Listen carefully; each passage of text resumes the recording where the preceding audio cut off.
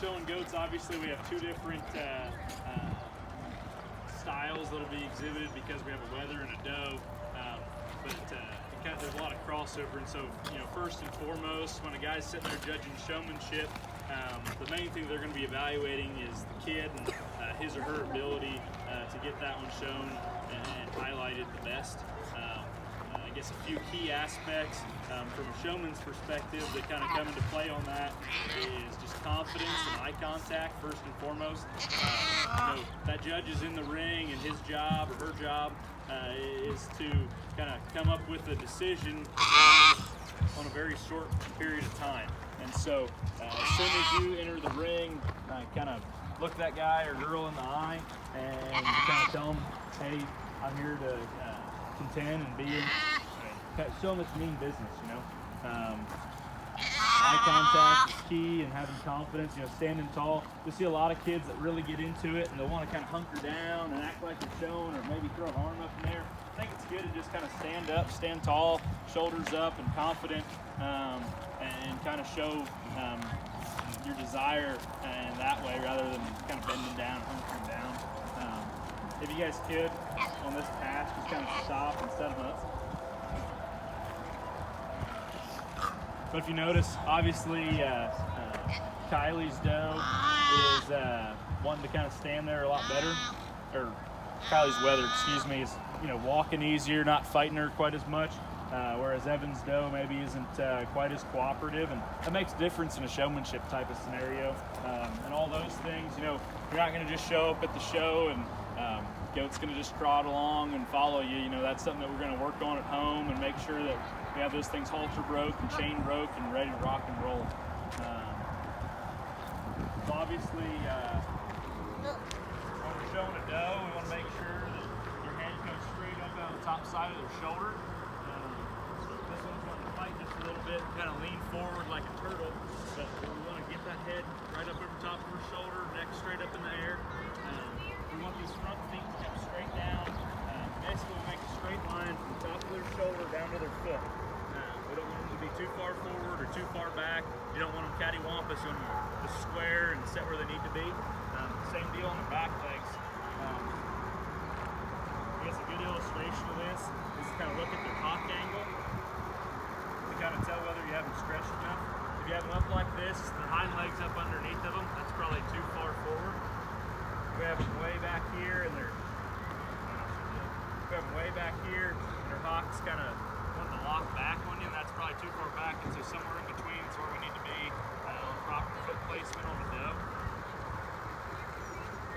And I think another thing when we're showing those does is that we don't want our bodies to be touching those goats when we're showing the does. If you kind of walk up to a goat, put some pressure on them, if I push this way, that goat's going to push their body towards where I place pressure.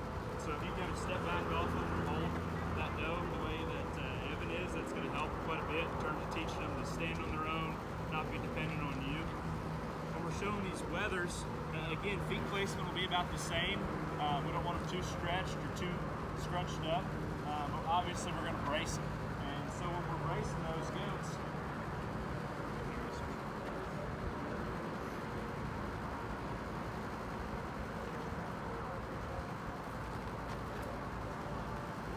notice when he grabs that one, we're getting a lot more flex, a lot more definition.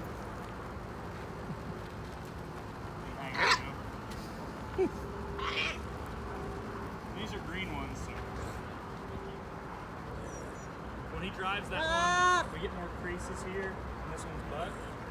He's going to be harder, more grooved up high. And then, I don't know if you guys noticed this or not, but when he grabbed a hold of that one and really drove into him, his spine leveled out compared to when she had him, and didn't kind of have quite as many divots in his spine. And so that's things to look for on that.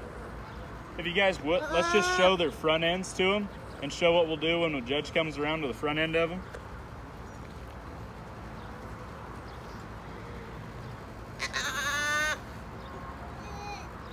Both of these young people do a really nice job on the front view. First and foremost, the first thing we looked at was we were looking at the chest, right? We don't want to, a lot of kids will want to go and set their back feet, and then we'll go to the front feet. If the judge is walking around the front end, we need to pay attention to the front feet first. We want to get them as wide as we can, but still set down square. We don't want to set them so wide that they look like they're doing the splits, and obviously we don't want to set them narrow because that's not good, but let's get them as wide as we can while still being square, and then hold their head straight up over their shoulders. We don't want them to look too far forward, and we don't want them cranked too far back, but the higher you can get their head and the farther back you can get their head, the longer their neck's going to look. And so I think that's really important. Another thing on showmanship, you know, when the judge is walking around on the front side, you notice the nose here. This is something that kids are always asking about, especially young kids. When do I need to turn? What's the right way to do this? Basically, as soon as that goat gets out of the walk fast, the goat is behind the judge. That's when he made that turn. He didn't jump around it and make real sudden moves. He just kind of really calmly walked around. Switched hands. Does that make sense? So what other kind of questions do we have on showmanship?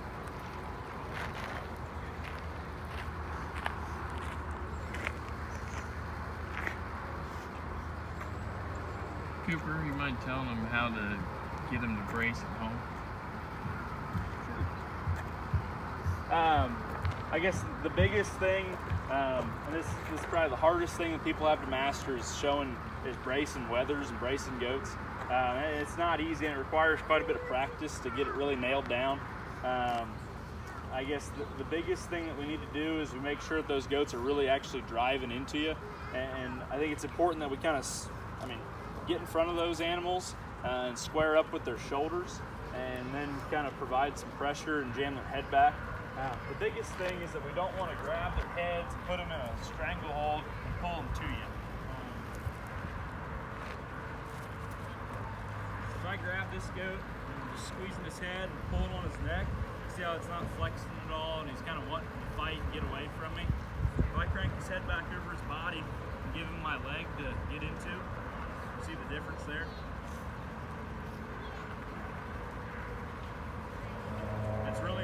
It's just really important that we stand in front of them and always give them something to push into. Obviously on bracing, it kind of depends on the exhibitor's size and stature. Tall kids,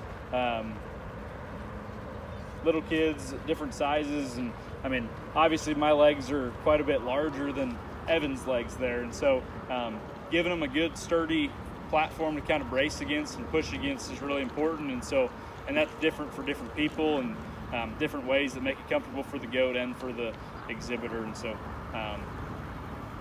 bracing's probably the most difficult thing to go over, and I don't know that we can fit all that into 30 minutes even discussing the different ways to do it, but the main thing is that we're getting them to drive hard. And I guess the easiest, what I tell a lot of our kids is, they ask, am I getting enough drive out of them? Are they going enough? Like right here, you can see where this wether's spine's up in the air. He doesn't have him cranking. If he drives into that goat, I'll always have those kids check, and I tell them that before a judge ever handles that goat's back, I want you to put your hand down and check right here, and if you can feel a groove, then you're pushing hard enough, and if you can't, then you're not. So make sure the judge doesn't touch that goat if he's not grooved up. What's the overall rule and consensus about lifting them up off the ground? Some pairs say no, some Right. say yes. Yep. And how far is recommended if you lift them up? Right. I guess I would tell you, in terms of being able to really get one to drive and go, you're not going to be able to get their spine to balance out and get them to really flex without first getting them up in the air. Like where he's at right now, if he just continues to drive him on the ground, his spine's going to go up. And Evan pick that goat way up in the air, make it drive into you.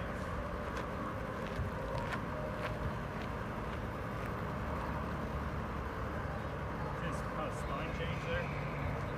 And then we have to lower them back down and get it comfortable. We don't want to show these things 3 foot off the ground because that doesn't look good either. But if we can't pick them up at all, getting one to drive and look right in their lines is going to be pretty difficult.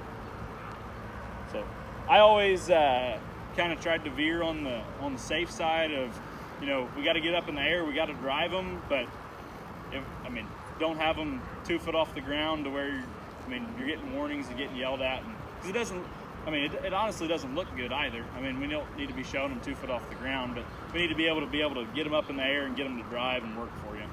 So like an inch is okay. I mean, I would say if they're, I mean, basically if it looks like their feet are on the ground from 20 foot away, I'd call that good.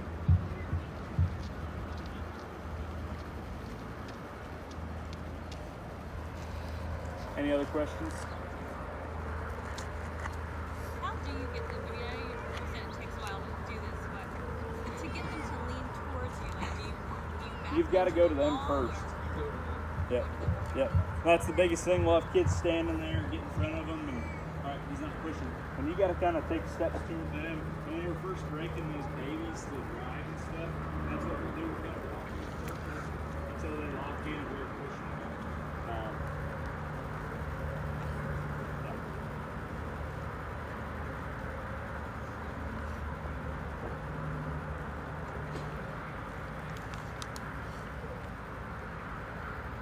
Do we have any more questions?